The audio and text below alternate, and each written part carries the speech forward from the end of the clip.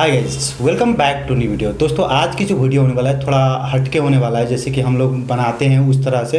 Specially मैं जो आपको वीडियो देता हूँ उसमें कहने का मतलब कि अपने जो एक मैथ की क्लासेस की और उसके एमएससी के नोटिस और जो मेरे तरफ से जो क्यूरी आए होते हैं वो सारे को सोल्व आउट करते हैं। लेकिन एक आज की जो वीडियो है उसमें कहने का मतलब कि ये पप्पू जी है और ये एक्चुअली मेरा दोस्त भी है और या फिलहाल में केएमसी काठमांडू मेडिकल कॉलेज में, जो कि काठमांडू यूनिवर्सिटी की one of the best medical college है, उसमें पढ़ाई कर रहा है। मीन्स थर्ड ईयर में अभी क्लिनिकल चल रहा है इनका।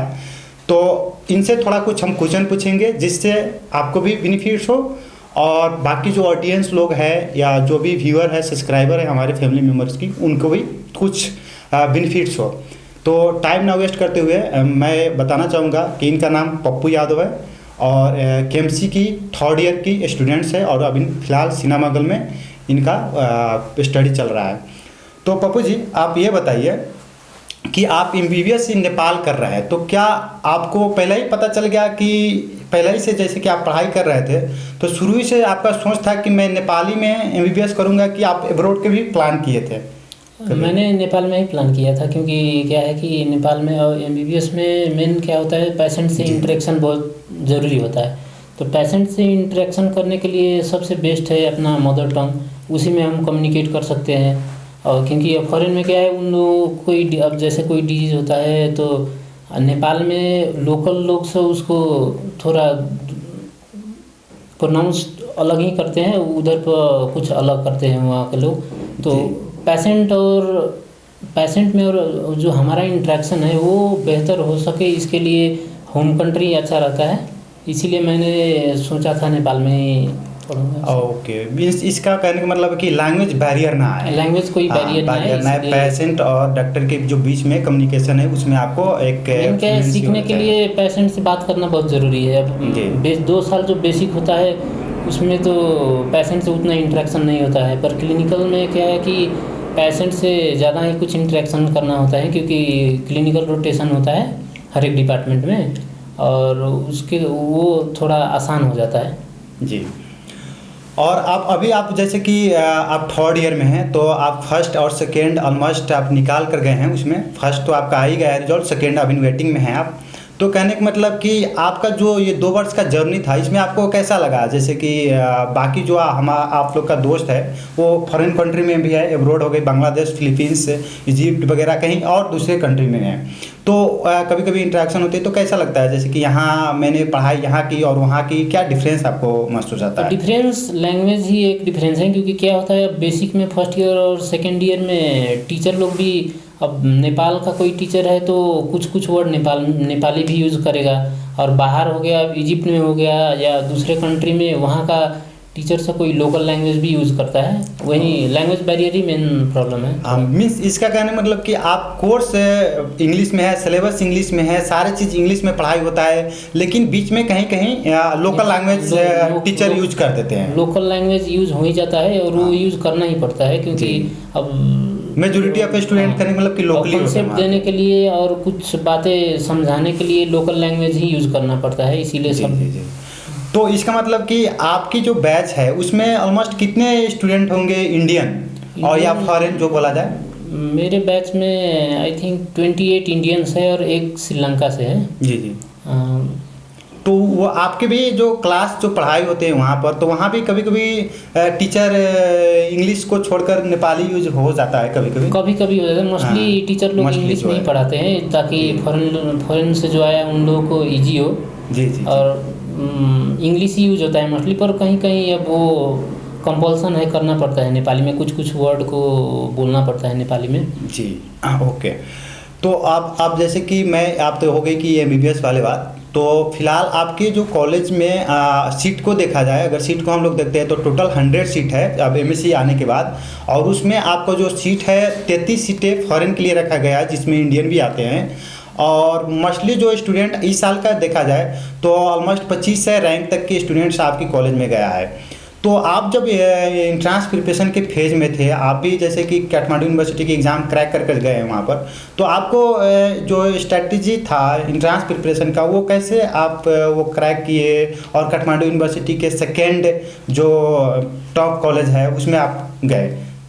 इन स्ट्रेटेजी तो ऐसे खास मतलब सब लोगों का वैसे ही होता है, पर क्या होता है कि अब कोई अपना अब कैसे पढ़ रहा है। क्योंकि मैंने प्री मेडिकल क्लास होता है में वो भी किया था। उसके बाद क्या है कि मेन मेजर क्या होता है, टॉपिक पढ़िए और उसका जो क्वेश्चन रिलेटेड क्वेश्चन है वो प्रैक्टिस कीजिए, और पास्ट क्वेश्चन जो क्वेश्चन बैंक सब आता है, अब तो एमएससी हो गया, पहले यूनिवर्सिटी का सेपरेट आता था, और वो प्रैक्टिस कीजिए, वही है खास। और थोड़ा कंसेप्ट लेकर। हाँ, मीन्स कहने का मतलब आपका है कि जो पास्ट ईयर काफ़ी इंपॉर्टेंट रखता है, जो पास्ट ईयर की सोल्यूशन है मार्केट में उससे आपको जाना चाहिए, और पास्ट ईयर का इम्पोर्टेंस। तो आपको कितना लगता है, जैसे कि एक्चुअली स्टूडेंट्स का क्यूरी होता है, अब किसी का भी इंटरव्यू सुनो आप, या टीचर हो या कोई सीनियर हो या प्रेजेंट में भी कोई टॉप कर रहा है, तो वो बोलते हैं कि पास्ट ईयर से क्वेश्चन जाना ज़रूरी है। तो इसमें एक स्टूडेंट्स का मेजर क्यूरी हो जाता है कि जो पास्ट ईयर कितना वेटेज का लगभग आता है। पास्ट वेजेज तो मैक्सिमम 50% से ज़्यादा पास्ट क्वेश्चन ही होता है, और रिपीटेड क्वेश्चन थोड़ा सा ज़्यादा ही होता है। उसे मतलब बंदा आदमी पास कर जाए, ऐसे क्वेश्चन पैटर्न बनाया। ओके, अब हम लोग एक लास्ट, नॉट लास्ट और लिस्ट न बोला जाए, लेकिन इसमें अगर आपको ये देखा जाए, जैसे कि बहुत सारे मेजोरिटी ऑफ जैसे कि इंडियन स्टूडेंट्स आते हैं, आपके भी बैच में ऑलमोस्ट 28 है, तो इसमें इंडियन को क्या बेनिफिट्स है कि वो नेपाल को चूज करे रादर देन अदर कंट्री। जबकि आप देखेंगे यहाँ की बजट मेडिकल एजुकेशन आने के बाद तो आपको 55 लाख के करीब में मेडिकल एजुकेशन के हिसाब से फी है। उसके बाद अगर काठमांडू यूनिवर्सिटी का फ़ी देखते हैं तो उसमें 55,31,250 रुपया हो गई। तो इंडियन क्यों चूज करता है? फिर आपके जो केएमसी है उसके ऊपर हॉस्टल का भी काफ़ी ज़्यादा फी का है, जैसे कि सुनने में आते हैं, बच्चे लोग बोलते रहते हैं। तो एक इंडियन क्यों चूज करेगा किसी भी नेपाल के कॉलेज?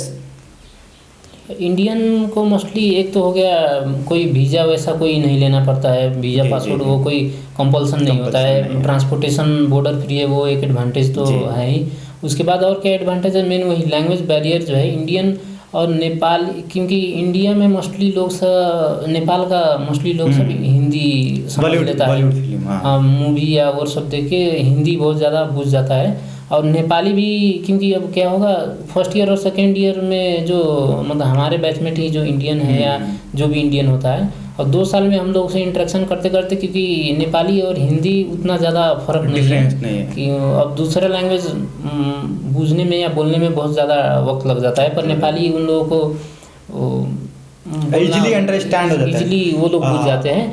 और वो एक हो गया, और फिर क्लाइमेट जो है उतना ज़्यादा डिफरेंस नहीं है, क्लाइमेट भी एक हो गया, कल्चर भी बहुत ज़्यादा सिमिलर ही होता है, कोई डिफरेंस उतना नहीं होता है। उसके लिए मोस्ट ज़्यादा करके चूज करते हैं नेपाल को। मीन्स आपको फर्स्ट जो रीजन है कहने का मतलब कि जो लैंग्वेज बैरियर जो आपने पहले बताया कि आपने भी चूज किया लैंग्वेज बैरियर को नज़र में रखते हुए अपने होम कंट्री को करियर बनाने की, और यहाँ से आप अच्छे डॉक्टर बनने की सोचा। उसके बाद उसी तरह से जब इंडियन कोई आता है तो उसको बैरियर नहीं होता है यहाँ पर बैरियर नहीं है लैंग्वेज बैरियर के, क्योंकि जो most of the Nepalese people है वो बॉलीवुड के दीवाने हैं। यहाँ तक कि अब जो तमिल की जो फिल्म आती है उसको डब्ड में देखते हैं तो वो इजीली अंडरस्टैंड कर लेते हैं। बोल नहीं पाएंगे लेकिन कहने मतलब कि वो समझ जाएंगे, आप हिंदी भी बोलते हो तो। और दूसरा बात कही कि मेजोरिटी ऑफ लोग हिंदी भी बोल लेते हैं तो इसके लैंग्वेज बैरियर नहीं हुई। दूसरा बात वीज़ा पासपोर्ट की कोई टेंशन नहीं है। तीसरा बात करने का मतलब कि आपको जो कोर्स है सिलेबस है वो सारे सेम हो जाते हैं। इंडिया और नेपाल का थोड़ा सेम ही रहता है, एक फार्माकोलॉजी का डिफरेंस होता है, वो इंडिया में 3rd ईयर में होता है, हम लोग का फर्स्ट और सेकंड में होता है। मीन्स आपको यहाँ पर कोर्स वगैरह सिलेबस वगैरह और बुक वगैरह के भी ऑलमोस्ट सेम है। सेम बुक तो सब वही इंडिया में जो होता है यहाँ भी सिमिलर बुक सब है। जी और एक और एडवांटेज उन लोगों को होता है, नीट के एग्जाम से भी एडमिशन हो जाता है। जी। और एक और उन लोग का एडवांटेज है कि यहाँ की पर्सनल एग्जाम नहीं देना है, वहाँ के आप नीट क्वालिफाई हो डायरेक्ट उस पर बेसिस पर भी आप ले सकते हो, आपका जैसा रैंक आया है वैसा ले सकते हो। ओके, आप और कुछ अपने तरफ से देना चाहोगे तो दे एडवाइस के रूप में जो भी इंडियन आ रहे हैं यहाँ पर?